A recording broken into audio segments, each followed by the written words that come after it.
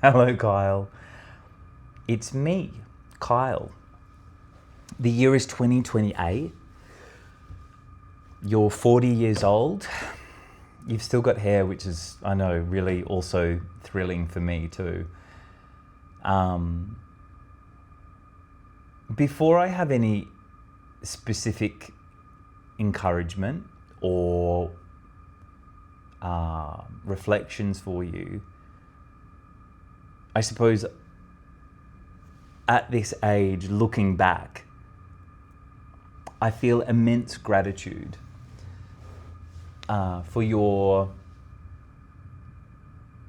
ability to hang in there, for your brain, your perspective, your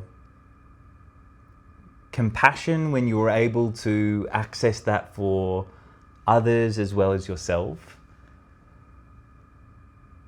your thoughtfulness, your sensitivity, your kind of like relentless pursuit of authenticity, even when at times it kind of causes more maybe discomfort than if you just yielded on that a little bit. But I get it, it's all part of the package. Hey, I am a little bit lost for words just because of the paradoxical situation of talking to both myself and you being disconnected from me, and in the future and also in the present. But I suppose I am excited for the journey ahead for you to unfold. I'm excited for the kinds of success and achievement that you're able to unlock beyond anything you can write on a page or journal into a doc or cook up with friends or ping back and forth with AI.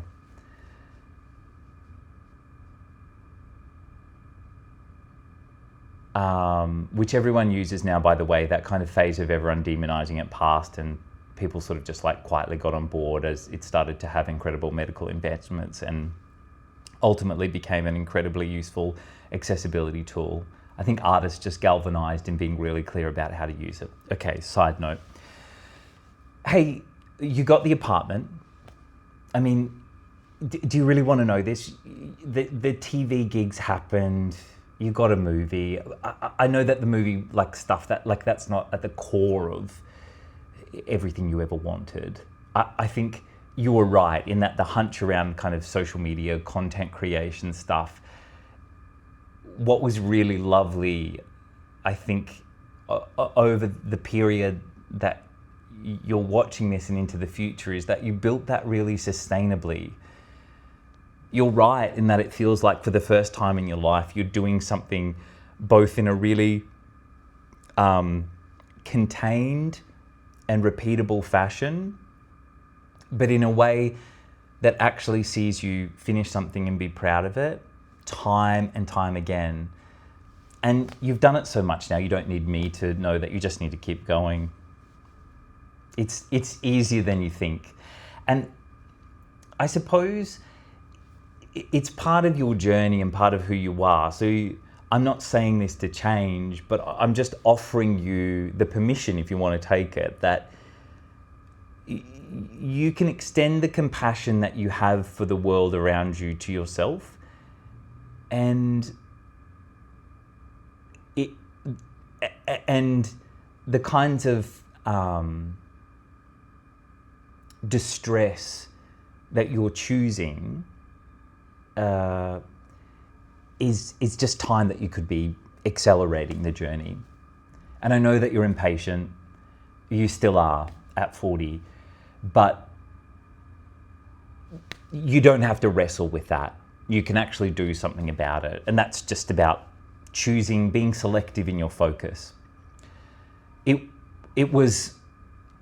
all unlocks as it should, but I just want to say that, like, you can find even more pleasure along the way, because the rewards that are coming, the kind of financial independence, the ability to support others, the ability to kind of create and manifest beyond your wildest dreams, all unfold as they should. But I think the thing that is maybe a little bit different from where you are now to where you are watching this is that manifestation is kind of taken from these books and kind of the ideas of others, and they revolve a lot around kind of carving out some very kind of normie outcomes.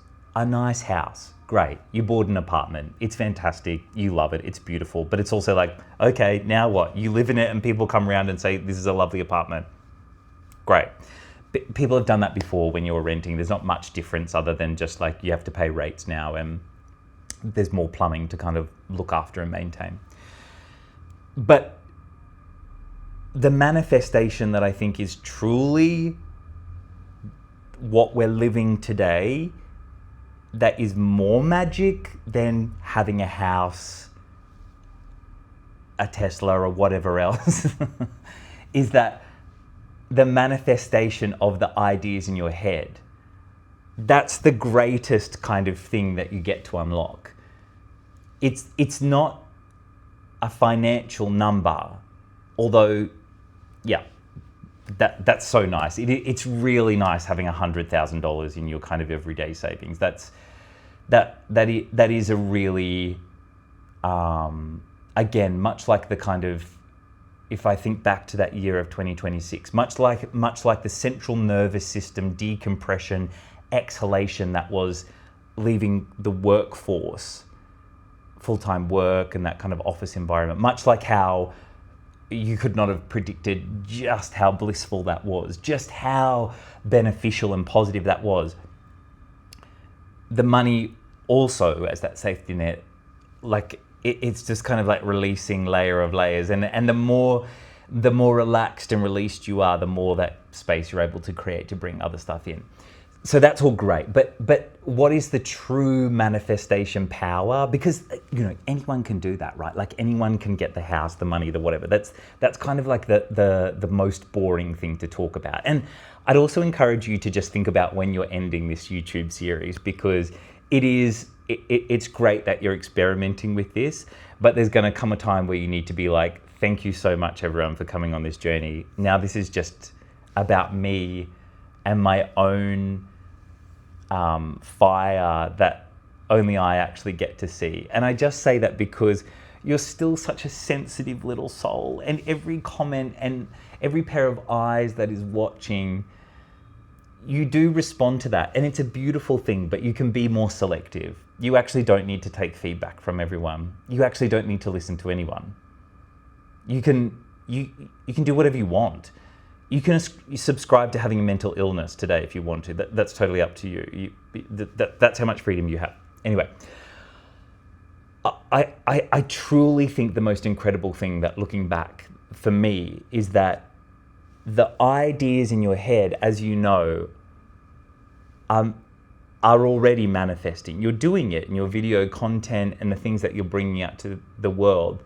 And what is so exciting is that even in the videos that you're creating, even in the brand deals that you now get, and yeah, it was super exciting. I'm not going to pretend it's not. It was super exciting the first time you got $10,000 for a video that you made, and you realized as well of like, oh, hang on, that's what I got paid for the Helga's ad, right? And it's like, yeah, cool, that's exciting. But then when that wasn't once a year, when that started becoming once a month, and then that happened once a week, and then that happened just on your own terms, and then you were negotiating up from there, I think that's where like things really started to feel like you were really flying. So look forward to that. But I still, sorry, I'm drifting away each time just because there's so much to tell you, but I still really think the thing that makes you smile before you go to bed, and the thing that reminds you in amongst the grind and the minor setbacks, that is actual magic, actual you know, tripping on mushrooms, peeling back the kind of mask of reality magic is like the ability for you to take the things in your head and make them happen in real life. Creatively. The ideas, the jokes, the characters, the stories, the kind of sticky networks of collective storytelling and forum making. I'm being vague because I guess it's a bit like in Back to the Future, where if I give you too much, you know, it'll take away the blissful enjoyment of actually getting to watch it unfold in real time for yourself. But just know that you're on the right path and you're doing it. And also, because no one else can say this to you, because, I don't know, it is just hard to find the right people. I'm going to say it to you. You can do more. Yes, you're a precious, precious, delicate flower. You're a sensitive, artistic soul. Yes, everyone needs to be catered for, and you know, creative spaces have been kind of like swamped everywhere you look with like, don't anyone speak too loudly, don't ask anyone to do anything, allow everyone to do everything late and on their own terms and as needed. You know in your heart that you can go harder than that. You know that. You've known that since you were a kid, since when you're at school, since when you're in uni, since when you're in creative practice. And it's a really hard truth to own up to, but I'm just encouraging you to come to it a little bit faster than this timeline where I had to, you know, take till 40 to get there. You know you can go harder. You know you can do more. And you don't actually have to play the lowest status victim in the room. You don't have to play the kind of youngest sibling who, you know, can't keep up. Because you can keep up. And you're really good. You're really good. There's good ideas. And I don't know, it's interesting because it's like, I just really want you to find a way to truly believe that and see that without having to have some kind of, you know, faced with your own mortality moment to really come to grips with just how powerful and ultimately capacious your creative potential is. You've got it. You've got it. There's no more courses. There's no more books. There's no more kind of wise gurus that you need to encounter. You've got it. Just do it. Just go. I'm being direct and harsh because someone needs to tell you.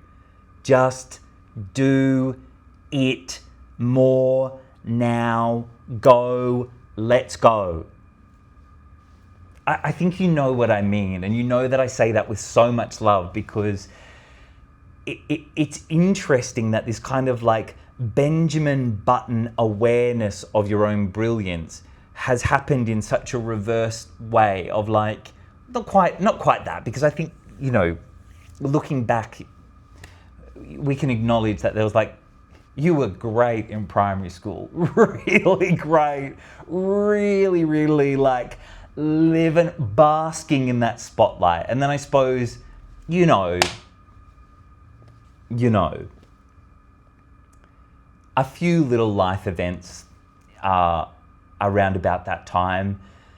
But like, I think the more comfortable you are in like integrating those things and not necessarily sharing them with everyone, but like just rather than pretending that they happen to somebody else, just knowing that they did happen to you and only you. And it kind of actually weirdly is the rocket fuel that you can now draw on.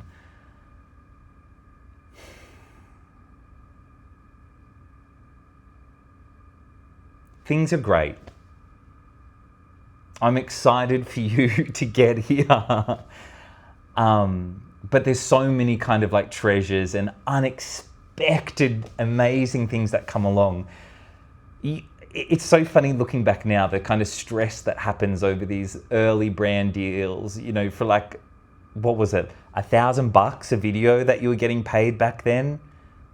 Whoop-de-doo. I mean that with like the greatest respect, because you don't get to $10,000 a video without doing $1,000 a video. But it's so funny to even just talk about the videos now as though like, yeah, remember that chapter? It was really fun. It was really fun, the kind of first wave of kind of media stuff that was written where you saw commentary around people saying like, oh, is that the bag guy? Did he do bags? And people being like, what? And people being like, didn't you know how he started? And people sharing that lore about the kind of bag parody stuff. It's fun because it was such a blissful little time of just like your one job was just to do parodies of videos that Love Luxury created. And I don't want to spoil it, but there's a big Love Luxury finale coming in the next 2 years. That's all I'll say.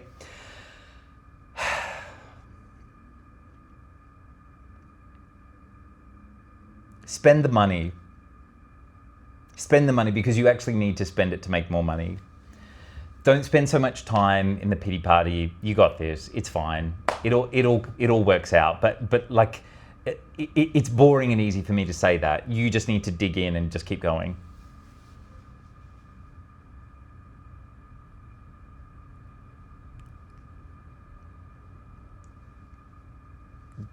You got it. You might be thinking like, hey, this looks like that apartment, that Airbnb you stayed in Vietnam. Yeah, I reconstructed this set in a very Nathan Fielder. We got to work with Nathan Fielder. You got to work with, I don't know if I should have said that. You got to work with Nathan Fielder, and I reconstructed this set just so that like, for maximum believability. And invented time travel. No, don't jump the shark. Okay, that's enough said. Go hard. You're rocking it. Keep going. Keep going.